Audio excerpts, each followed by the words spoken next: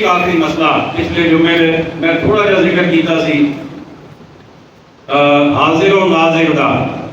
کہ ساڈا کیتا ہے کہ ہمارا آقا علیہ السلام ساڈا آقا علیہ السلام حاضر و ناظر نے بے شک سبحان اللہ بات سمجھ آ گئی سارے لوگ ساڈے آقا علیہ السلام حاضر و ناظر نے حاضر دا مطلب موجود تے ناظر دا مطلب ویکھن والا سبحان اللہ بے شک یعنی موجود بھی بندہ ہوئے تے ویکھ رہا ہوئے اے ساڈا کیتا آقا دے بارے ساڈی ایک مسجد دے بڑے سونے جے نمازی نے تو بڑے ماشاءاللہ علمی ذوق رکھنے والے انہیں ایک سوال کیا ہے اس سے والے نال سوال ان کا یہ ہے چلے میں اردو میں تھوڑی بات کر دوں تاکہ آپ کو ذرا آسانی سے سمجھ آ جائے سوال ان کا یہ ہے کہ اللہ کو بھی ہم حاضر ناظر کہتے ہیں رسول اللہ کو بھی حاضر ناظر کہتے ہیں دونوں میں فرق کیا ہے کہ اللہ کیسے حاضر و ناظر ہے اور آقا علیہ السلام کیسے حاضر و ناظر ہیں اور اس کے دلائل کیا ہیں اب اللہ کو جو ہم حاضر و ناظر کہتے ہیں وہ جسم کے ساتھ نہیں ہے کیونکہ اللہ کا جسم نہیں ہے سارے بولو اللہ کا جسم نہیں ہے وہ جسم سے پاک ہے تو اس کو حاضر و ناظر ہم کہتے ہیں اس کی علم کے اعتبار سے اس کی قدرت کے اعتبار سے وہ اپنے علم کے اعتبار سے ہر وقت ہر جگہ موجود ہے اپنی شان کے مطابق جسم اس کا نہیں لیکن وہ اپنے علم کے اعتبار سے تصرف کے اعتبار سے اختیار کے اعتبار سے حاضر بھی ہے ناظر بھی ہے وہ سب کو دیکھ رہا ہے بغیر آنکھ کے وہ سب جگہ موجود ہے بغیر جسم کے اس کا حاضر و ناظر ہونے کا یہ مطلب ہے اگر کوئی اللہ تعالیٰ کو جسم کے ساتھ حاضر و ناظر مانے تو وہ ہمارے عقائد کے مطابق اسلام سکھا رہے ہیں لیکن آقا علیہ السلام کا حاضر و ناظر ہونا وہ ہمارا عقیدہ یہ ہے آقا علیہ السلام اپنے روضے اطہر میں موجود ہیں توجہ سے سنیے گا اپنے قبر انور میں موجود ہیں اور اللہ کے دیے ہوئے علم سے آپ ہر جگہ جہاں آپ جاتے ہیں وہ جگہ اللہ آپ کو دکھا بھی دیتا ہے آپ کو ہماری باتیں سنوا بھی دیتا ہے موجود ہے اپنی قبر انور میں لیکن وہاں سے ملاحظہ فرما رہے ہیں اپنی ساری امت کو اور ہر ایک کے بارے میں جانتے ہیں کہ کون کب کہاں کیا کر رہا ہے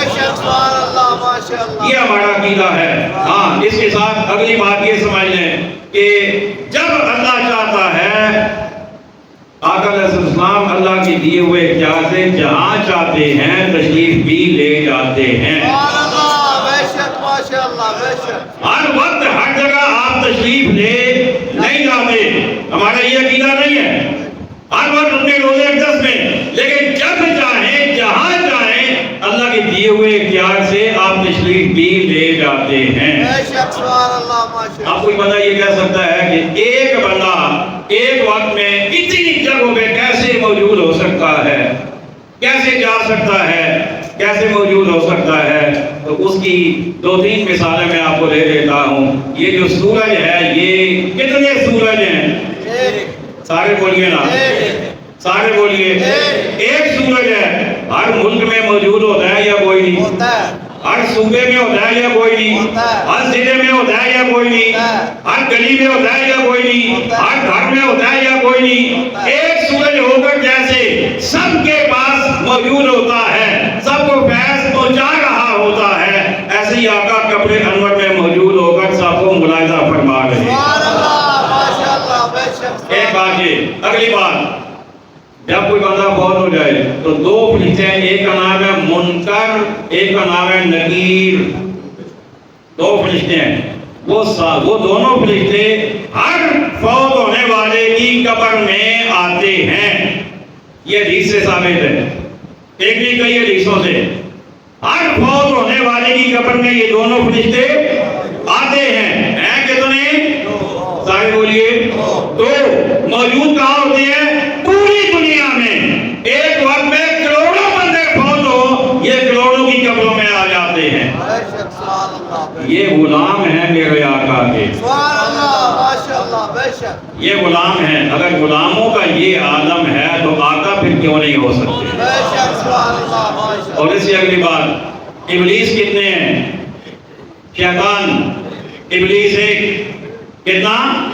एक है जिसका नाम इब्लीस है। वो हर बंदे के दिल में वसवसा डालता है, उसके दिल में मौजूद होता है।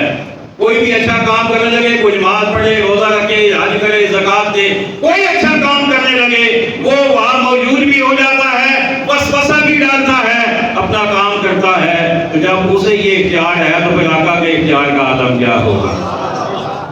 बहुत सारे दलाइल हैं, लेकिन मैं इसी पे इत्तेफा करता हूँ। अगर आप ज़रूरी समझें, किसी को ज़रूरत हो तो वो मुझे पैगाम दीजिएगा, मैं इंशाअल्लाह पूरा जुम्मा एक नहीं कई जुम्मे इसी पे पढ़ा दूँगा।